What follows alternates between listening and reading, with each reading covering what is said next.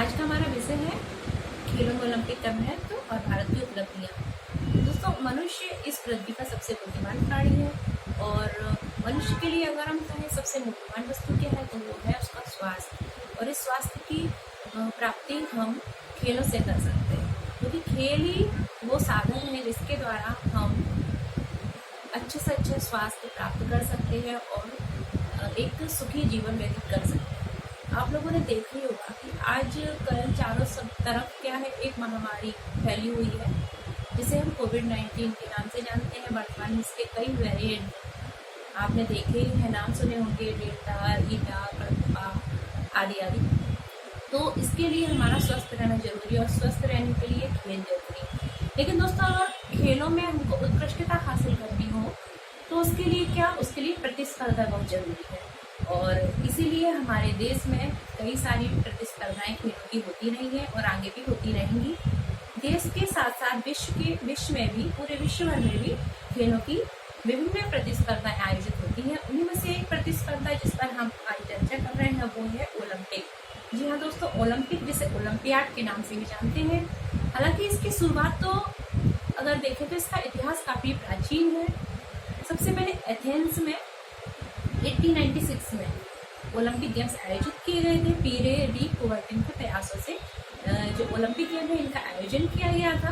और इसके लिए दोस्तों आप याद रखिए कि ओलंपिक कोई भी चीज हो उस पर रूल और रेगुलेशन होना बहुत जरूरी है, वरना वो क्या अनियंत्रित हो जाती है। आपके घर में भी आपके मम्मी पापा का आप पर कंट्रोल होता होगा, अगर नियंत्रण नहीं हो, चाहे आप स्कूल में जाइए तो स्कूल में टीचर का, कॉलेज में जाइए टीचर का, आप किसी ऑफिस में ही क्यों ना हो, आपके ऊपर अधिकारी का नियंत्रण रहता है। यानी कि नियंत्रण बहुत जरूरी है, रूल रेगुलेशन बहुत जरूरी है। इसी तरीके से ओलंपिक के जो गेम्स होते हैं उनको भी सफल तरीके से आयोजित कराने हेतु एक समिति का गठन किया गया, जो कि काफी आवश्यक थी। और इस समिति का गठन 1894 में किया गया। दोस्तों, इस समिति को हम IOC के नाम से जानते हैं, इंटरनेशनल ओलंपिक कमेटी, जिसका हेडक्वार्टर लुसाने में है। याद रखना, लुसाने। इस साल MPPSC की जो परीक्षा थी उसमें ये पूछा गया था। MPPSC की जो प्री की जो परीक्षा थी उसमें यह पूछा गया था। ठीक है, तो लुसाने याद रखिएगा, हेडक्वार्टर है इसका। और इसके जो वर्तमान अध्यक्ष है वो कौन है दोस्तों? थॉमस बॉच है। और IOC में भारत की एकमात्र महिला सदस्य सम्मिलित है। वो कौन है?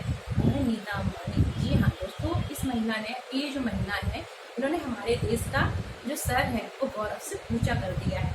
अब महिलाएं भी किसी चीज में कम नहीं है। ये जो कमेटी है दोस्तों, इसका गठन इसलिए किया गया ताकि ओलंपिक में जो नियम है वो सही तरीके से क्रियान्वित किए जा सके, उन पर नियंत्रण रखा जा सके। इस कमेटी का गठन होने के मात्र 2 साल के अंदर पहले ओलंपिक गेम्स आयोजित किए गए 1896 में। और तब से लेके हर 4 साल के उपरांत इन ओलंपिक गेम्स का आयोजन होता रहा है, जिसमें विश्व के विभिन्न देश हिस्सा लेते हैं और प्रतिस्पर्धा को जीतते हैं।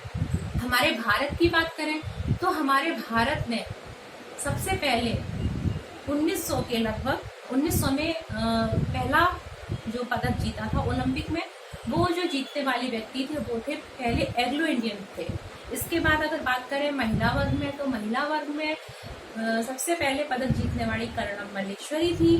उसके बाद दोस्तों भारत ने हालांकि ज्यादा पदक तो प्राप्त नहीं किए हैं। अगर हम ओलंपिक का देखें ओवरऑल तो अन्य देशों की तुलना में भारत के पदक इतने नहीं है।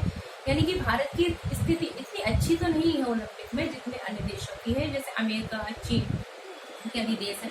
लेकिन फिर भी हम भारत को पीछे नहीं कह सकते, क्योंकि ओलंपिक में सिर्फ और सिर्फ हॉकी में, यानी हॉकी का बादशाह के रूप में अगर किसी को जाना जाता है तो वो सिर्फ और सिर्फ हमारा भारत ही है। यानी कि हम भारत को पीछे ओलंपिक में नहीं कह सकते हैं। अन्य क्षेत्रों में तो क्या हुआ, लेकिन हॉकी में भारत का दबदबा अभी भी विद्यमान है। हॉकी में सबसे ज्यादा गोल्ड मेडल जीतने का रिकॉर्ड भारत के ही नाम है। हालांकि पहला गोल्ड मेडल हॉकी में 1928 में एम्स्टर्डम ओलंपिक में भारत ने जीता था और अंतिम गोल्ड पदक मॉस्को ओलंपिक 1980 में मिला। इसके बाद हालांकि भारत हॉकी में गोल्ड मेडल प्राप्त करने में असमर्थ रहा, लेकिन फिर भी भारत का अथक प्रयास है कि वो आगे आने वाले समय में अपने गोल्ड मेडल के लक्ष्य को प्राप्त करेगा और हॉकी में एक गोल्ड मेडल वो सम्मिलित करने का अथक प्रयास करेगा। इसके साथ ही दोस्तों बात करें, हमारी महिलाएं भी किसी भी वर्ग में, चाहे वो खेलों के विभिन्न वर्ग हो, उनमें महिलाएं पुरुषों से कम नहीं है। महिलाएं भी प्रत्येक वर्ष पदक प्राप्त करती आई हैं, जिसमें से अगर 2016 में जो रियो ओलंपिक गेम्स हुए थे उनकी बात करें तो उसमें भारत में सिर्फ और सिर्फ 2 महिलाओं को ही पदक प्राप्त हुआ, जिसमें पुरुष जो थे उन्होंने कोई भी पदक प्राप्त नहीं कर पाए। वहीं 2020 में होने वाले ओलंपिक गेम जो कि कोविड के कारण थोड़ा स्थगित कर दिए गए थे और वर्तमान में जुलाई अगस्त 2021 में संपन्न हुए, उसमें 7 लोगों ने पदक प्राप्त किए हैं, जिसमें से एक स्वर्ण पदक प्राप्त करने में भारत सफल रहा है, जिसके उपलब्धि के रूप में हम नीरज चोपड़ा को जानते हैं। नीरज चोपड़ा जिन्होंने जेवलिन थ्रो यानी भाला फेंक में 87.58 मीटर का भाला फेंक कर एक कीर्तिमान हासिल किया है और इन्होंने पहला पदक प्राप्त किया है। इसके साथ ही अगर हम बात करें तो 3 महिलाएं, यानी कि इस साल जो 2021 में हमारे जो ओलंपिक गेम्स हुए थे, इनमें 3 महिलाओं को पदक प्राप्त हुए हैं। तो आप लोगों ने देखा ना कि पिछले साल ही पिछले ओलंपिक से हमारे देश की जो स्थिति है उस पदक प्राप्त करने की, उसमें सुधार आया है। लेकिन अगर हम फिर भी देखें तो इस साल जो पदक तालिका में जो पहला स्थान है वो अमेरिका को प्राप्त हुआ है और अमेरिका से हमारे भारत की दूरी में बहुत अंतर है। हमारे देश को 48वां स्थान प्राप्त हुआ है, कहाँ पहला और कहाँ 48वां, काफी अंतर है। तो दोस्तों उम्मीद है कि हमारे जो वीर जो खिलाड़ी हैं, वीर योद्धा होते हैं लेकिन वीर खिलाड़ी भी तो हुए हैं, क्योंकि ये भी तो अपने देश का नाम रोशन करते हैं। अपने देश के लिए ये भी तो दिन रात अथक प्रयास करते हैं, अपना सब कुछ भुलाकर। आप लोगों ने सुना ही होगा कि कुछ खिलाड़ी ऐसे भी हैं, न्यूज में अक्सर आता रहता है कि नीरज चोपड़ा के बारे में, कि उन्होंने साल भर तक मोबाइल को हाथ नहीं लगाया। आजकल के जमाने में दोस्तों ऐसा तो मतलब सुनने में बहुत कम आता है ना। लोग कहीं भी आप जाओ तो वो हर किसी को छोड़ सकते हैं, लेकिन मोबाइल को अपने से दूर नहीं कर सकते। चीज ही ऐसी है ना मोबाइल। लेकिन उन्होंने, अगर आपने सुना हो न्यूज में, उन्होंने क्या करा, साल भर मोबाइल को हाथ नहीं लगाया और उसके बाद उन्होंने अपने उच्च शिखर को प्राप्त करने में वो सफल हुए।